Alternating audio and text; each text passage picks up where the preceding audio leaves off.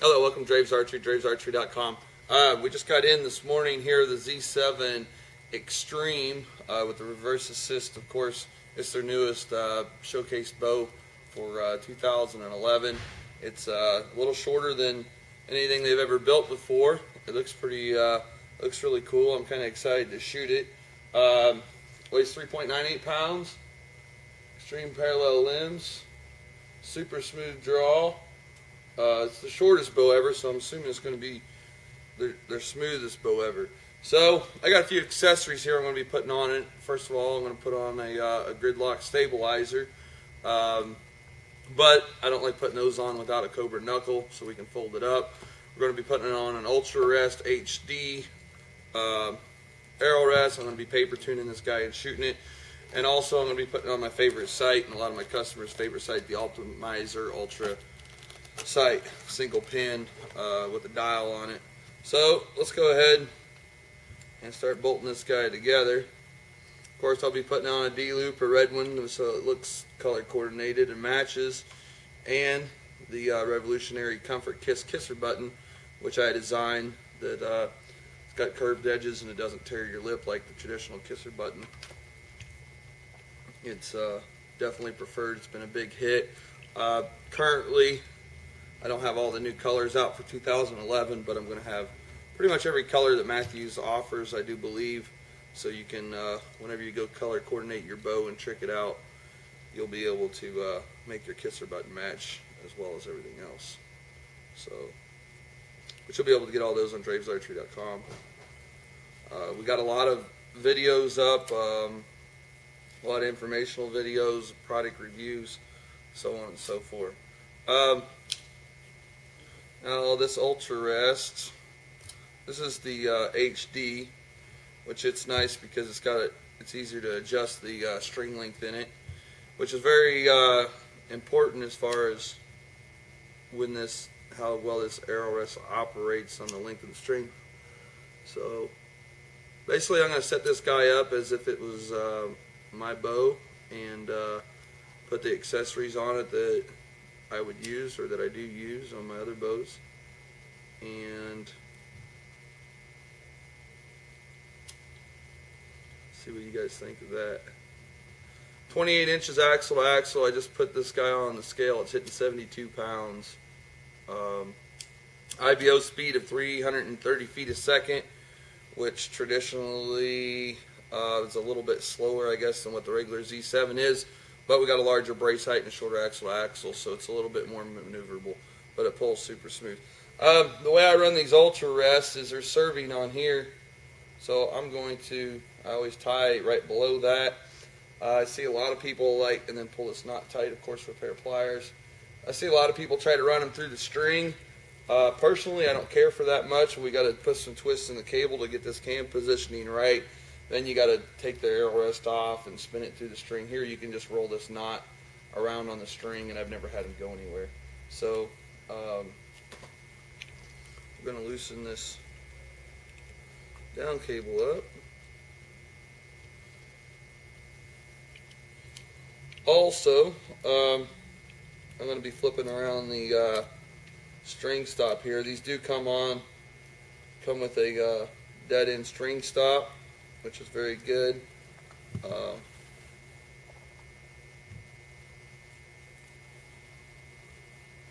But I want to get this guy up a little bit higher so we can get a little bit more stopping ability. Traditionally, the closer you get this guy to the center of your serving, the better it is, unless your hand's hitting it. Then it could cause a serious problem.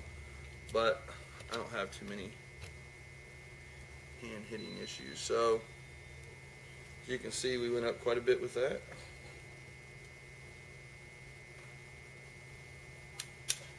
Basically, instead of this being on the bottom side, it's on the upside. Went from there to there, which is going to stop more of our string stop in the middle.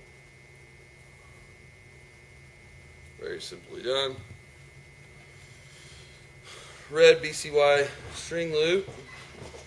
Traditionally, I always tie the one knot on one side and on a right-handed bow. Traditionally, people roll their hand towards them, so I'll come off on the inside of the string and on the top and off the back side on the other. So then it's pulling off both sides of the string, and it's also more ergonomic fit. I don't tie really big loops. I also do not like the knock point being on the inside of the loop. I see some shops do that. I'm not a fan of that at all. You can definitely cause a lot of pinch if your knots are tied properly, which a lot of them aren't, I know, but if your knots are tied properly and they're done right and they're pulled tight, they're never going to move unless you make them move. So let's see.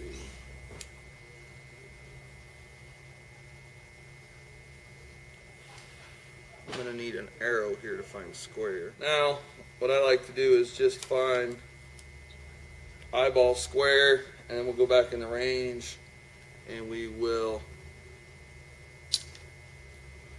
get square the rest of the way. Running downhill a little bit, which is pretty traditional. For a single cam bow, they tune better. Never try to get one to run uphill if you're going to do some paper tuning. Good luck if you do. It don't ever work that way. Now I got this guy close. I'm not going to pull this completely as tight as I would, but I'm going to snug it up. Handy D-loop pliers there. You see that my knot comes on this side, and then on the other side it's flipped over and comes off of there, so it's more to your natural curve. Comfort kisser button. I'm going to slide one of those on there so we can see how good this guy groups. I'm not going to put a peep sight. I don't shoot a peep sight for hunting conditions. Kind of a low light guy. I just use a kisser button, and helps really get a consistent anchor point. On these clamps, I'm going to put them on the opposite way of the kisser so they don't line up face to face.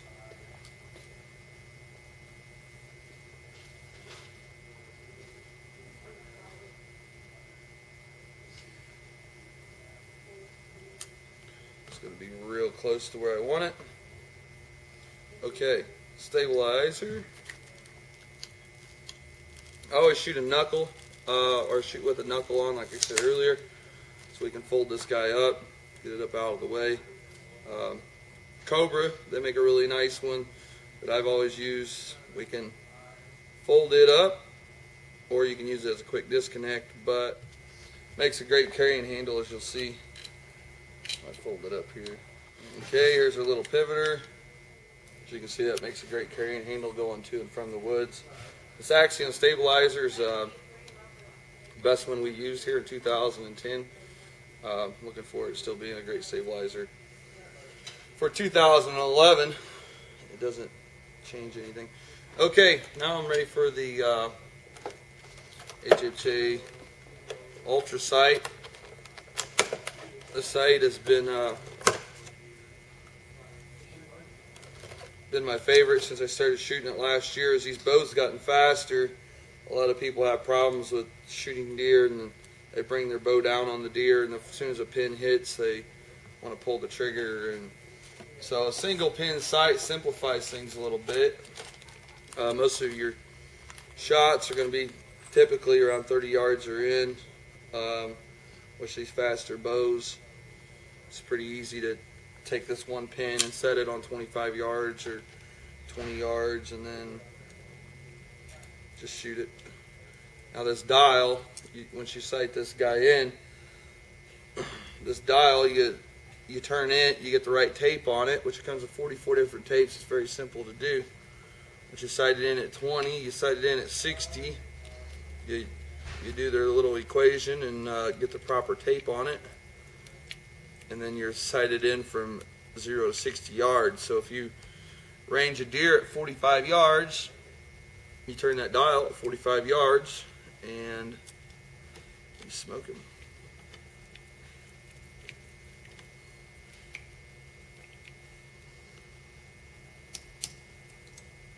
So I had a good customer of mine shoot a 210 incher with one of these a couple years ago, and it was 0 degrees out at 45 yards.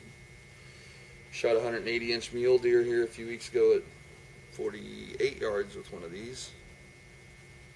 The only bad thing I've had about this sight is people that used to buy a lot of different sights, when they get one of these, they don't buy any more sights. So, but it's all micro adjust right and left, with ball detent, and it's also got, I think this guy's got almost 10 feet of fiber on it.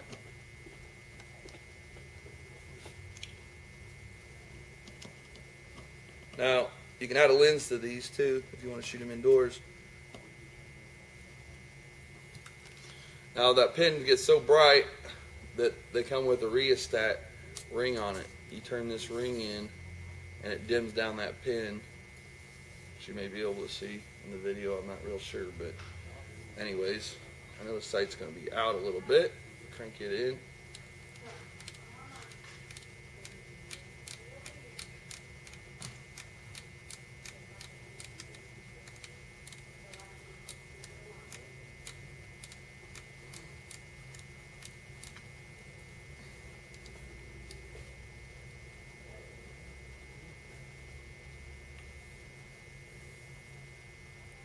Take that down.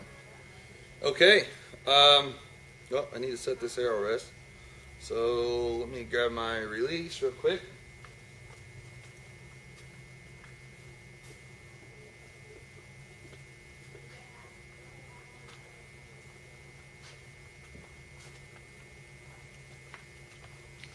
Okay, I got my release. Or well, I got a anti-dry fire release here. Now, this dude's got a screw in it, so it's just going to pull itself out and pull itself back and pretty much just set itself.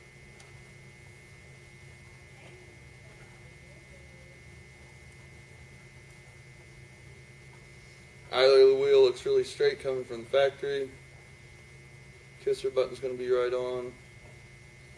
I like to get your hand right below your jaw, string on tip of the nose, kisser button right in the corner of the mouth, and then I lay the fuzz of the string on the outside of a pin guard, and that's how I get away without shooting a peep sight.